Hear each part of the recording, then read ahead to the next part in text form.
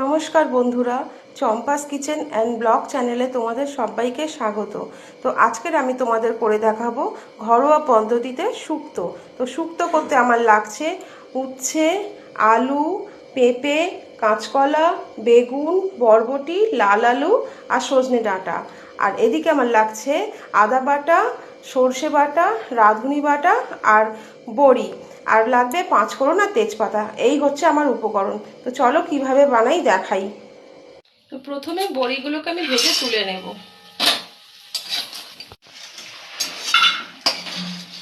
এরপরে উচ্ছেগুলোকেও ভেজে তুলে নেব। উচ্ছেটাও আমার ভাজা হয়ে গেছে, উচ্ছেগুলোকে আমি তুলে নেব। এবার এর মধ্যে আমি দিয়ে দেবো তেজপাতা, তারপর 5 ফোড়ন। এবার একে একে সবজিগুলো দিয়ে দেবো। প্রথমে দিলাম আলু,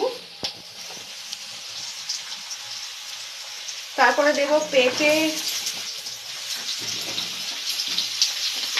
তারপরে দেব লাল আলু, কাঁচকলা, সর্ষে ডাঁটা, বরবটি সব দিয়ে দেব। বেগুনটা আমি একটু পরে দেব। এবার সবজিগুলো আমার একটু ভাজা হয়ে গেছে, এর মধ্যে আমি বেগুনগুলোকে দিয়ে দেবো। বন্ধুরা, বেগুন দিয়ে আমি নুন দিই, কারণ বেগুনগুলো নুন না দিলে দৌড় ফুটে যায়, সেদ্ধ হতে চায় না। ওই জন্য বেগুন দেওয়ার পরে আমি নুনটা দিয়ে দিই। দিয়ে এটা একটুখানি ভাজা করে নেব। এর মধ্যে আমি দিয়ে দেবো আদা যে বেটে রেখেছিলাম, সেই আদা বাটাটা। এবার এটাকে একটুখানি কষিয়ে নেব। এর মধ্যে সর্ষে বাটাটা আমি দিয়ে দেব,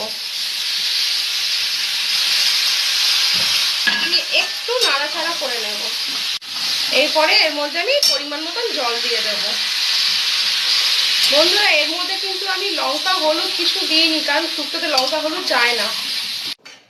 পরিমাণ মতন জল দিয়ে দিয়েছি। এবারে আমি এটা ঢাকা দেবো সেদ্ধ হওয়ার জন্য।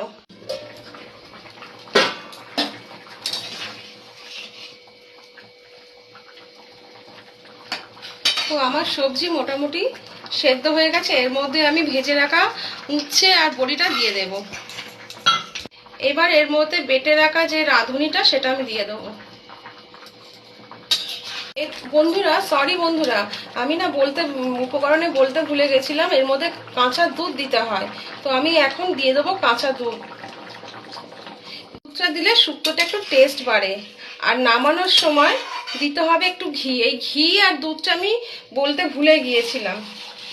এরপরে যেহেতু এটা নিরামিষ শুক্তো, তাই এর মধ্যে একটু চিনি দিতে হয়। দিয়ে দেবো একটু ঘি।